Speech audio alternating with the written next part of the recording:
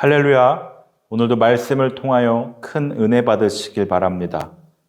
사람의 이기심이 극에 달하면 사실은 자기가 범하고 있는 죄에 대해 애통해하는 마음이 있다 할지라도 그건 그거고 또다시 다른 사람에 대해 정죄하고자 하는 불같은 마음이 생기게 되는 것, 바로 이것이 인간 본연의 모습이 아닐까 하는 생각이 듭니다. 우리는 어떻습니까? 분명히 자백해야 할 잘못이 있음에도 어떤 경로를 통해서 나 자신의 잘못이 드러나게 되면 오히려 방어적이 되어 분노하는 모습이 있지는 않았는지요. 비판받아야 할 사람이 나임에도 불구하고 그건 그거고 오히려 다른 사람의 잘못을 발견하면 그 허물에 분노하며 비난하는 것이 바로 우리의 모습은 아니었습니까? 나단 선지자의 부자가 가난한 자에게 있는 한 마리 양조차 뺏어간 얘기를 들은 다윗 또한 그러하였습니다. 다윗이 우리아의 아내 밧세바와 동침한 후 당신이 그 부자와 같은 사람입니다 하며 진솔하게 얘기해주는 나단 선지자를 통해 하나님의 책망을 듣고 나서야 비로소 자신의 죄를 인정하고 크게 뉘우치며 회개했습니다. 바로 오늘 본문인 시편 51편은 다윗의 이러한 간절한 참회의 내용을 담고 있습니다. 다윗은 1절, 2절에서 자신의 죄를 사해 주실 것을 간구하는 기도를 드리는데 하나님의 속성에 의지하여 죄 사함을 간구합니다. 즉, 다윗은 자신의 죄의 문제를 해결해 주실 수 있는 분은 오직 하나님이심을 고백하며 하나님의 인생을 비롯한 우주 만물의 주인 되심을 온전히 인정하고 있다는 것입니다. 그리고 그 주님 앞에 지은 자신의 죄가 어떠한 죄였는지를 밝히고 있습니다. 다윗은 자신의 죄를 세 가지 다른 히브리어로 사용하고 있습니다. 1절 후반절에서 2절까지. 1절에서의 죄는 하나님의 뜻에 반역하여 행동하는 것을 말합니다. 2절 나의 죄악은 남에게 해악을 끼치는 행동을 나타내고 나의 죄는 올바른 길에서 벗어나 잘못된 곳으로 가는 행동을 말합니다. 결국 다윗은 자신이 짓고 있는 죄는 세상 모든 죄를 다 포함하고 있다는 것입니다.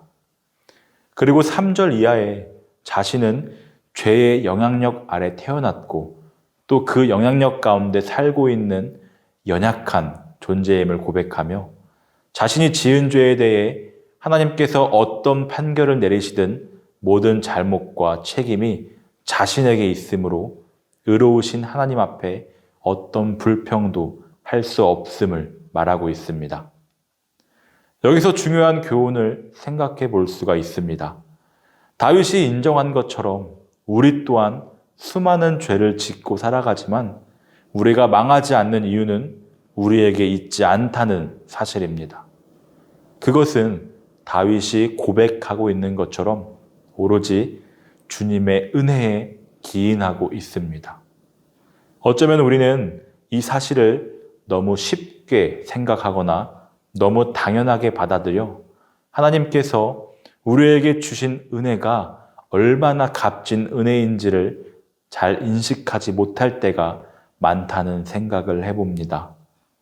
죄를 짓는 순간에, 죄를 짓고 난 순간이라도 내가 망하지 않음이 오로지 하나님의 은혜 때문이라는 생각을 한다면 죄에 대한 우리의 태도 또한 달라지지 않을 수 없을 것입니다.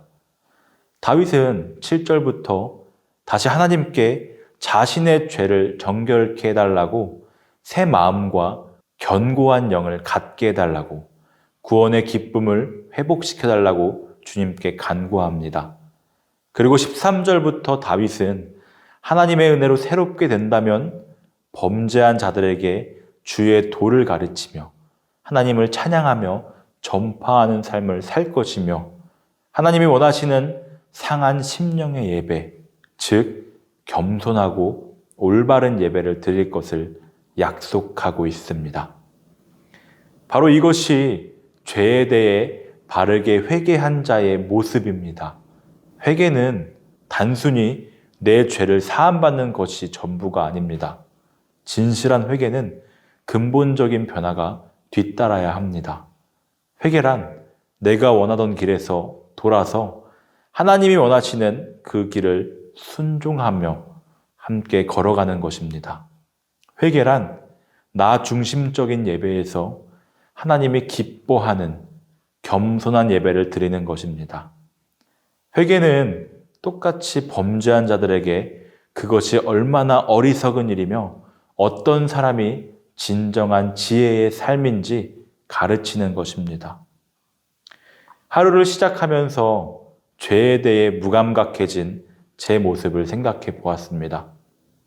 혹여라도 죄의 유혹 앞에 서게 될 때마다 나의 인생은 오로지 하나님의 은혜로 살아가고 있는 인생이며 하나님 은혜 때문에 내가 망하지 않고 있음을 자각함으로 죄의 유혹을 뿌리칠 수 있기를 다짐해 봅니다. 아울러 생각지 못한 죄악이 생각나거든 상한 심령으로 주님 앞에 나아가 회개하며 이제는 그 죄악의 길에서 완전히 돌아서서 오직 하나님만을 순종하며 따라가는 우리 모두가 되기를 축복합니다.